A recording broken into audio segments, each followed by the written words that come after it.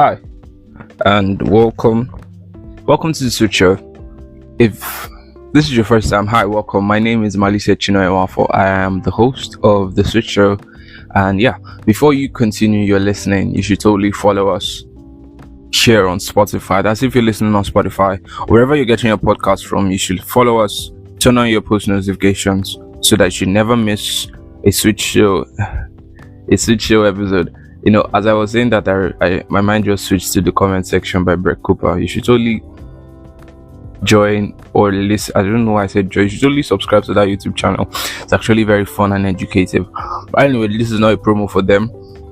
Yeah, welcome to the Switch Show. Welcome back. I've been thinking about something. And it has to do with being spontaneous. Over the course of the first 5 months of the year, I was very meticulous, very planned, very strategic, dare I say, with the way or the manner in which I structured my podcast episodes and what I put out. I was really not a fan. I'm still really not a fan of spontaneity. You know, spontaneity and impromptu things, they always get me flustered. But I think this podcast has been more of a journey than it has been just a side gig or just a hobby per se, and it has taught me a lot, or it's teaching me things about spontaneity, and I'm learning to embrace it. And you probably ask, what's the spontaneous thing you're doing? Everything seems pretty straightforward to me. Yeah, it probably would seem straightforward because after recording an episode, you know, along the lines of it, a good topic drops in, and I just drop the topic there, and you listen, most likely relates to the message I'm trying to put out there, and you know, you say, oh man, this guy seems very well structured. Thank you if you've ever said that. But if you notice that it was a spontaneous episode, thank you as well. You're a real OG, you're a real homie.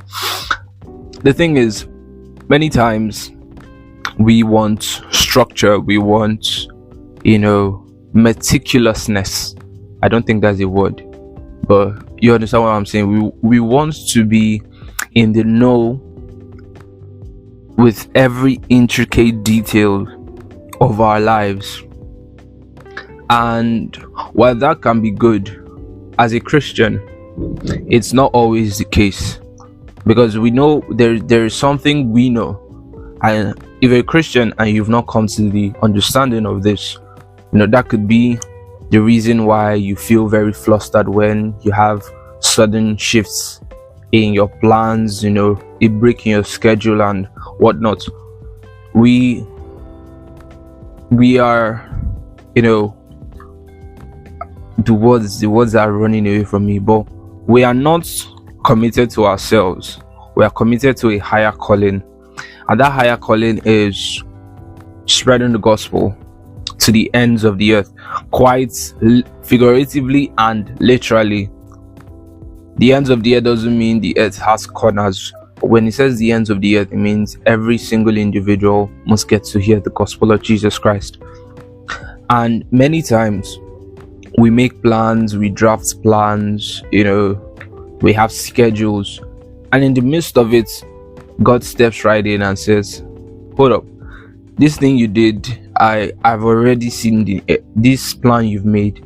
It looks pretty successful, but I've seen the end result after that successfulness. I don't know why I'm putting ness at the end of everything, but you'd understand. You understand what I'm trying to drive at. Yeah, we're good. And then God steps in and says, hold up, I think you should change this plan. And I know you should change the plan, not think, because God is certain. God is not like us. He says, I know you should change this plan. And you debate, you know, if you're like me, many times you probably debate the viability and the possibility of that kind of thing happening. And then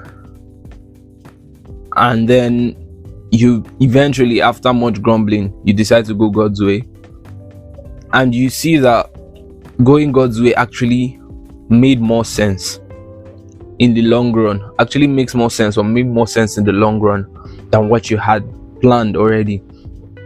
And sometimes you wonder, what is the place of structure and plans when there is a God, when there is a God and the God that is capable of spurring spontaneity or spurring spontaneous, things. The thing is, many times in our meticulousness, in our very detailed you guys said he said meticulousness again. Anyway, in our very detailed plans and schedules, we get overwhelmed, and many times we don't realize it. So God is one that, as much as he is after is after seeing, I don't know if those words make sense together, but he's after the cause of the gospel spreading.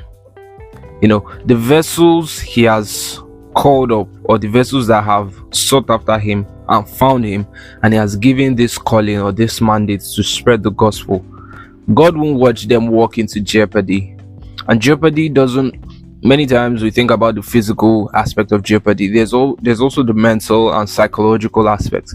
God won't allow you be so successful that you break down psychologically and you start feeling alone.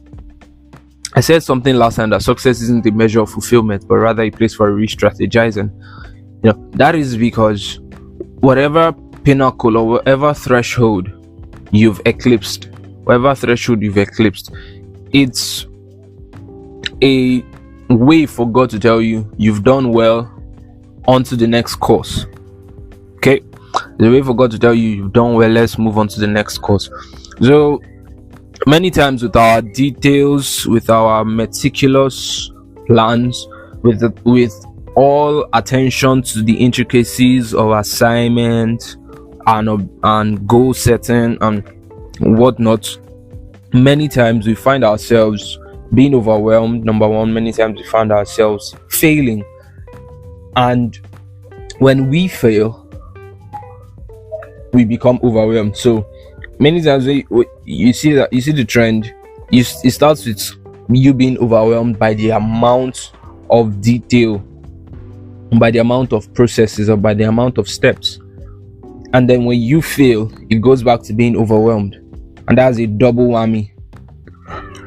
As they would say, as the kids would say these days. I'm not an old man, don't worry. I'm not an old man. I think double whammy was a slang used in the early 2000s, so probably I'm an old man, but I'm not. Anyway, so that's the thing about being meticulous and everything. So many times the things that we call spontaneous are the things that God calls detailed, are the things that God calls dare I say, are the things that God has already planned ahead of time. And I will bring a story, I'll bring a reference for us. We always refer to Abraham, Abraham's blessings are mine, yada yada yada, but many a times I don't think we have what it takes to carry out the task that Abraham carried out. Abraham, when he was Abram, was living a lavish life, la vida loca. He was well to do. Abraham, his father was rich, he was rich, and he had people serving him.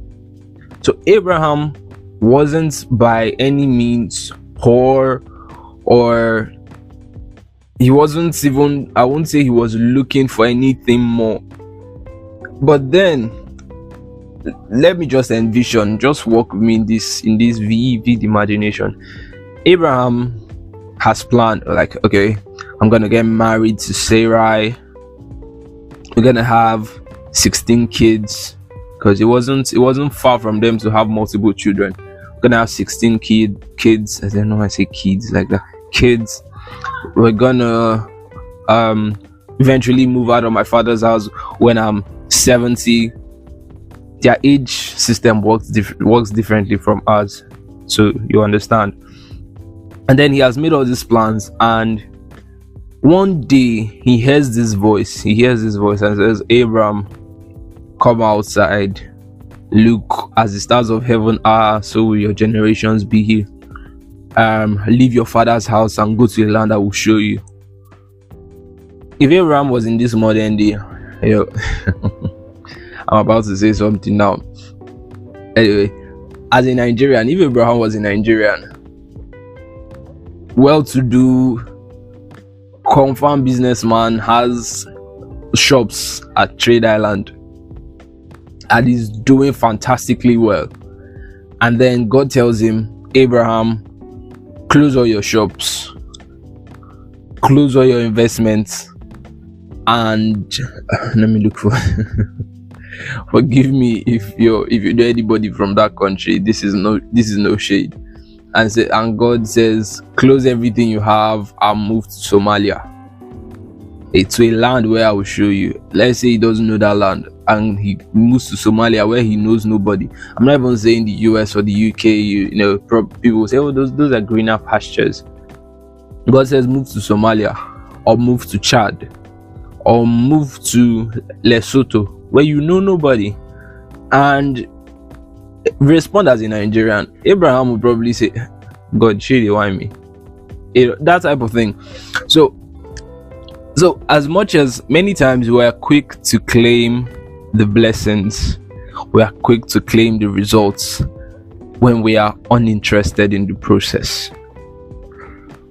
So before we talk about wanting to have Abraham's blessings, many times some people say, I wish I was in Jesus's day, and then we go to the New Testament now. I wish I was in Jesus's day. I wish I was one of Jesus's disciples. If Jesus was in this present day, if we understood the way Jesus spoke, if Jesus spoke in present day language and we were part of his disciples, many of us would have left. You hear Jesus, not even to his disciples. If Jesus was on Twitter in this modern day, fellow Christians will cancel him. And this is no joke. Okay, I've slightly digressed from the topic, but this is no joke. You hear Jesus saying things like, you generation of vipers. A lot of Christians would cancel Jesus. Say, who does he think he is? Oh, you call yourself the Messiah. You've not saved yourself. How will you save us? Statements like that would arise. But like I said, many times we are quick to claim the results and the blessings, and we are uninterested in the process. And many times that is why God steps in spontaneously. God already has a detailed plan for your life, and we as man would definitely have a detailed plan based on circumstances and environmental conditions. That is why in the spontaneous, the logical becomes unreasonable. In the spontaneous, the logical becomes unreasonable, and the unreasonable becomes miraculous. I don't know if that makes sense to you. So let me explain what it means. When God steps in and tells you to do something that is outside your comfort zone, it is illogical to you. That is outside your skill set. It always seems illogical. That is outside your, let's say, budget, because sometimes it can be very, very crazy. It can be a crazy thing that God is asking you to do, and God tells you to believe for it. It could be outside your budget, outside your skill set, outside your circle of friends, outside your span of connectivity, and God says do it. So the logical becomes unreasonable, and at the end of that thing that God has called you to do, that is where the unreasonable becomes miraculous. So I have talked for a long time, so after everything I've said, just understand that as a Christian, learn to embrace spontaneity when it comes to God. I'm not talking about other things in life. God would influence other factors in your life, spontaneously and stuff, but it has to be from God. It has to be from God. And even if it is some environmental factors, sometimes the spontaneous things are not always rosy, are not always beautiful. Sometimes it could be that you boarded a bus or you took an Uber, and while coming down, your phone slipped out of your pocket. Your phone slipped out of your pocket, and you had gone so far, you turned around, you could not find your phone.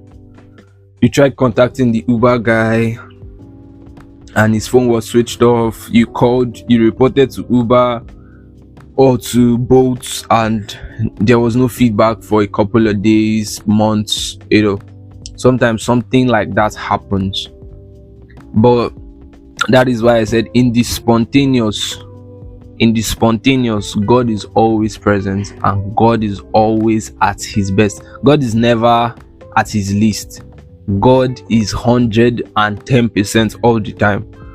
So whether the spontaneous is good, bad, or ugly, you should trust that God is able to take the unreasonable to the miraculous. So yeah, like I said, this is a very spontaneous episode, and look at how it turned out. I'm pretty sure I'll be embracing spontaneity more. That is until God tells me, hey bro, drop that, stop that thing you're doing, go and detail your podcast topic. Well, till then, I hope you have enjoyed this episode. Make sure to share with your friends, your family.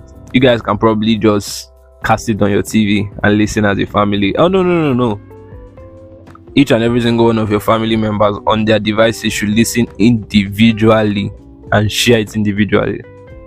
Thank you in advance. Until then, I love you all. Thank you for always coming back to listen. Flip the switch and illuminate your world. Be the lights to this dark world that God wants you to be. And I'll see you on the next episode. God bless you. Arrivederci, soldiers.